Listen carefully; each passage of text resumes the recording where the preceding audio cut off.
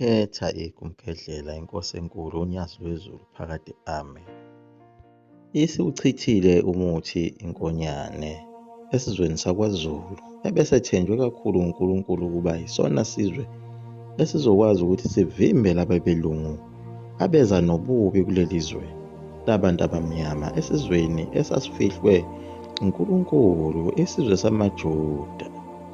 uNkulunkulu usishiya lesi sizwe ngenxa yobubi obasebuqalile banda khona futhi ezweni lakwaZulu. Lobu bubi uNkulunkulu ayekade engabufuni ebantwini bakwaNdwandwe sebenziwa yibo abantu bakwaZulu, njengoba bebhila izintelezi, bencinda, bekhafula, benza yonke lento lena engafunwa uNkulunkulu, bebulala abantu nangesihluku. Njengoba sike sasho ekuqaleni ukuthi uShaka lona wayethunywa uNkulunkulu, yena wayengazenzi kakhulu zonke lezi zinto, kodwa ngokubiza kwakhe inyanga izombhila kungenzeka kuba yikona okwambangela amazinyo abushelelezi uNkulunkulu ukuba amyekelele. Akhona amakhambi angcwele ayisetshenziswa yibona obabamkhulu ngezikhathi zoShaka, kodwa khona namanye ayengalungile. Asazi ilembe lathinta maphi amakhambi ayingalunganga. Nakho ukubulawa kwalo ilembe leli akubanga kuhle emehlweni kaNkulunkulu, futhi nosiko esike sakhuluma ngalo lwamaJuda ukuthi umJuda kalichithi igazi lomJuda, nako lokho kwehlisela ife elimnyama elikhulu esizweni sakwaZulu. Umuntu oqala walibonayo lelo lifu lelo uye uMkabayi. Izinto azibange zisahamba kahle kakhulu. uMkabayi wakhala isililo lapho esebona khona ukuthi uShaka wayisuka emazulwini. Wakhala kakhulu wathi, ngiyibulele inkosi. Kwabe sekuyisona isiqalo sokufa kombuso wakwaZulu okuhlanganiswe uye uMkabayi, waphinde wokubhidliza yena. AmaBhunu aphithiza kangaka njena afuna indawo. Axoshiwe amaBhunu asuka lena ekoloni, axakwe ngamaNgisi. AmaNgisi asefikile. Ekufikeni kwamaNgisi ekoloni afika amaBhunu lawa ezwana nezizwe ezaziphila khona ekoloni, omakhoyisana. Zonke lezi zizwe zayihlala khona zabathwa. Amakhoyi namasane lawa nabathwa base befundise amaBhunu nokulima. Kulapho phela amaBhunu afika khona nembewu yamagrebhisi, nama-aphula, namaganandoda. Kodwa ekufikeni kweNgisi lafikela ihlakaza yonke lento. Phela leli gama elithi iBhunu noma Bhuri lisho umulimi ngolimi lwesiZulu.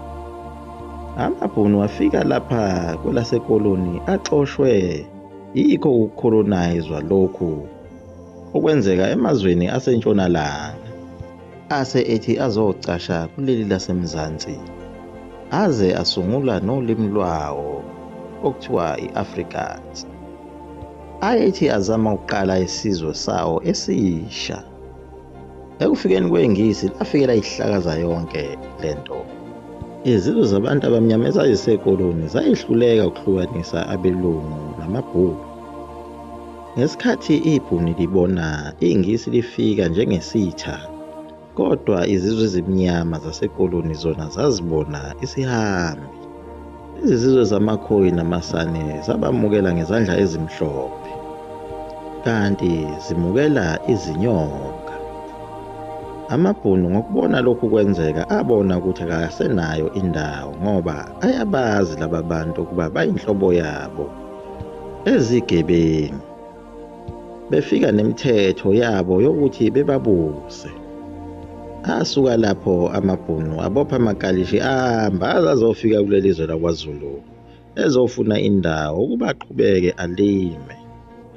Le ndawo ayizoyithola ngokuyicela ngesihle noma ngokuyiqhwaga ngesibhamu. Kodwa ngokubona ukubumbana kwesizwe samaZulu abona ukuthi kuyoba umqansa. Ingakho agcine ethole isiqeshana sendawo sakwaNobamba ngesihle. kodwa ayengenele ayisafuna enye indawo. Ngoba ilembe lase likhotheme ayenethemba lokuthi uDingane ongumfowabo wenkosi uzowanika enye indawo.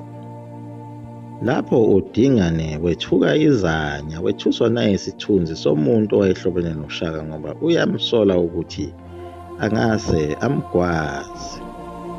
Ugade ngamehlo abomvu isihlalo sobukhosi ngoba ubonile ukuthi usithathe ngomkhonto uShaka. Naye unovalo lokuthi bangase bamphuce kanjalo. Njengoba nje seqale ngaba bafowabo laba omhlangane nombopha.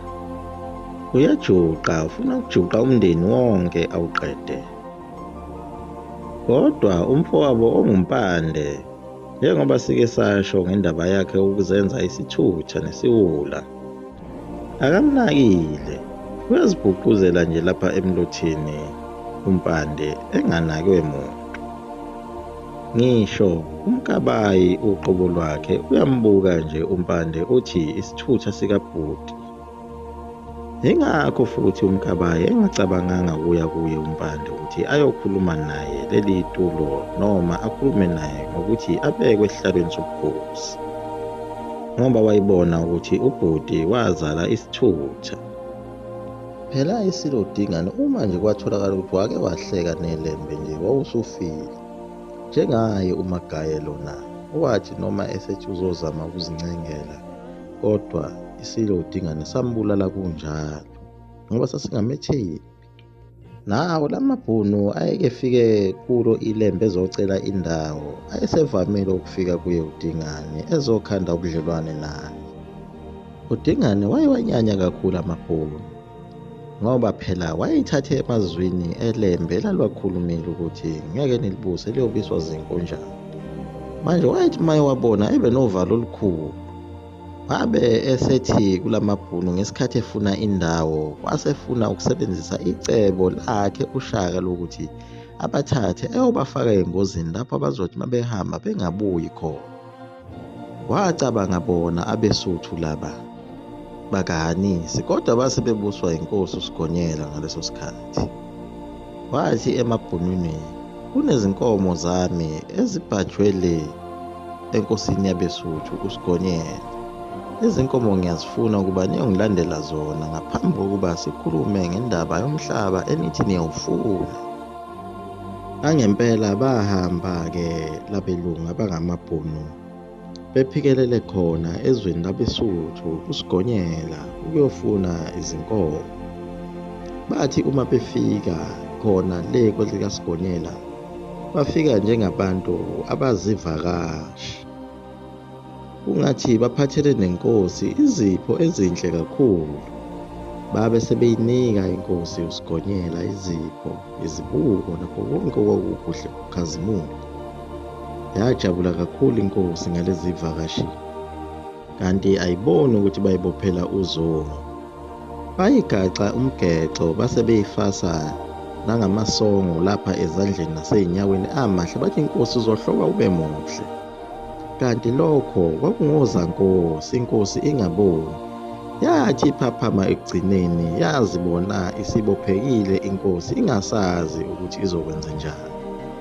Kulapho-ke lamabhunu avuka khona umbhejazana abesethi mawufuna sikukhulule lapha kumele usinikeze inkomo wazeba kwaZulu. Ngempela wabona uSgonyela ukuthi usenkingeni ngempela kumele azikhiphe lezi nkomo anikeze amabhunu. Wabe sezikhipha-ke lezi nkomo wanikeza amabhunu ukuba abuyele nazo kwaZulu. Wanqotshwa kalula kanjalo uSgonyela. Ingakho namhlanje mawufaswa ngozankosi bethi Amasongo Ka Sgonyela. Ahamba amabhunu nezinkomo abuyela kwaZulu. Ekufikeni kwawo wethuka kakhulu uDingane wabona ukuthi laba bantu bakwaze ukuhamba beyidlanzana babuya nezinkomo ebasuthwini bephila. Waqala lapho ukwesaba kakhulu uDingane amabhunu. Yaguqa lapho ekumgedlela umzukulu kaMafutha Mkhovu uDuwintombi Nesoka phakade amen. Nkosi busise nekuzwile.